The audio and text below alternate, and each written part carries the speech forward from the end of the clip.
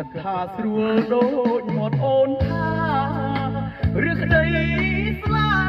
ហាមិនដូចការដាំដើមឈើប្រឡោពេញដីប្តេជ្ញស្រីមិនព្រមអាវើតែជាចង់ទៅទូលខាញ់ជើរងចាំធ្វើប្រពន្ធចោ